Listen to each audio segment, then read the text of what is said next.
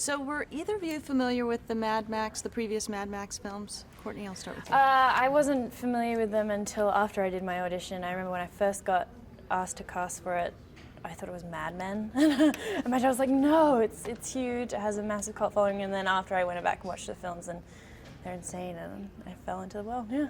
Nice. Yeah, I hadn't seen the films, and but I'd known about them. People reference Mad Max all the time as just like a style or like like a vibe or whatever. So I understood that it was like this kind of like cultural phenomenon, but hadn't seen them. And then when I auditioned, I hadn't seen them. And then when I came back and did my second audition, which was actually with George, and I had more information, I kind of at my first audition didn't think I was like gonna get it, so I was like, whatever. And then I watched like all of them, and I was like, oh my god. Then I wanted it even more, So. Yeah, it's exciting. So tell us a little bit about your characters. I'll start with you, Zoe. I play one of the 5 wives, Toast, aka the Knowing, and she's kind of the loner of the group. I think the wives have, they obviously have a very strong bond, and they've been through hell and back together. But she, to me, is the one who is like the most ready for this world, the most willing to kind of like leave everything behind, to leave the others behind, to like that world is very like kill or be killed, and I think she's the one that really understands that and is ready for that. Yeah, and I play Fragile, and it's in my name, but I'm the youngest of the 5 wives, and everyone kind of looks after me, and we've grown up in such a harsh world that she's damaged a little, and I think she's a little afraid of heading out there, and wants to be comfortable. She's okay with being comfortable in the Immortan Joe's world, but she evolves and helps them and then finds her way and becomes a lot stronger. Now this is wall-to-wall action. So was there any preparation that you did before you started filming to get ready for your characters? Physically, no. Emotionally, a lot. Yeah, surprisingly, there was like a lot of prep work when it came to character, and George had Eve Ensler come out and work with us and teach us about just feminism and talk about all the women that she's met in the Congo and that have been raped and human trafficking and all of that was what was the most important. And then he really kind of let the action stuff just happen as it happened, which was interesting because one would think when you see this movie that it was like all action and probably no emotional work at all, and it was kind of really the opposite. Yeah, we didn't want to be the damsels in distress sitting in the back of the car. We wanted to kind of have some layers and levels. Was it difficult filming for so long in the desert? You were there for months. Being away from home for 6 months and like not having a break, it's always going to be tough. Yeah. But this was, sand conditions, it was freezing. It was almost like living in this world, It was like, that's kind of what we saw for 6 months, was each other, sand, the war rig. And then we would sleep, and then we would come back and do it again. So like, it was like being away for that long, and then also just like, you do start to go a little mad, It's like nothing but desert, nothing but fire and cars, and like, you're always just like, someone's always chasing you. You get into that space. It really is like, we were very much in the world. Definitely. That much.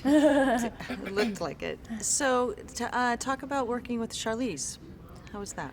She's incredible. To watch her work every single day and like give it her all, and then her to snap out like when we're not shooting and just joke about it. She's great. Yeah, I was like excited and nervous to work with her. She's someone that I grew up watching and admiring, and I think she's just so talented and so beautiful, and she's so human, She was like so nice to all of us, really took us all under her wing. I feel like she understood like how exciting this was, but also how scary and intense this was for us. So I think she was just like, she was very much there for us.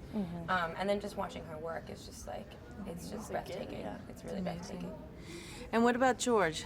What kind of a director is he? He's the sweetest man, and he's such a mastermind. It's deceiving to meet him and you just want to hug him, and then he has this whole world inside his brain.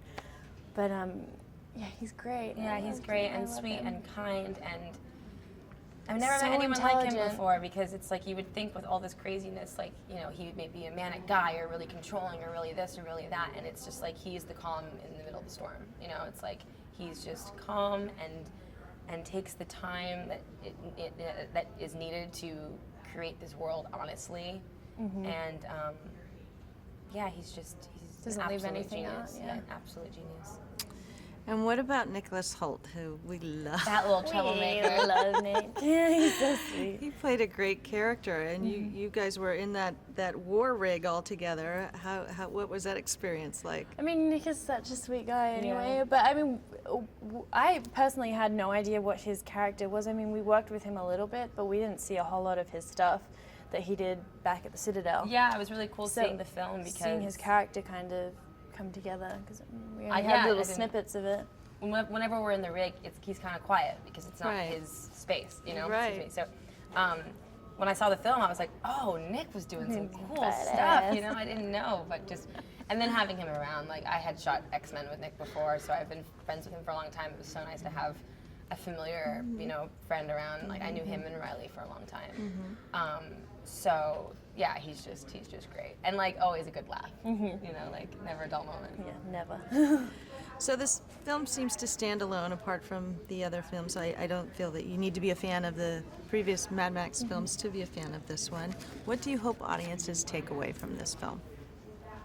I mean, there's so much heart in this film. There really, really is, and To see past the kind of action of it, and see all the levels and layers that we worked on. And I feel like I was talking about, you know, the evolution of this story a little bit, you know. In the first Mad Maxes, it's all men and it's all about oil.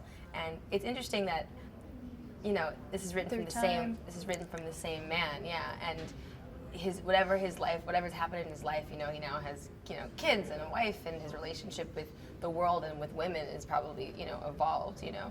And now it's about water, and the women play a big role, and like you can just see whoever's mind this came from, like, understands the dynamic between men and women and the importance of women in the world and to the earth and to humanity.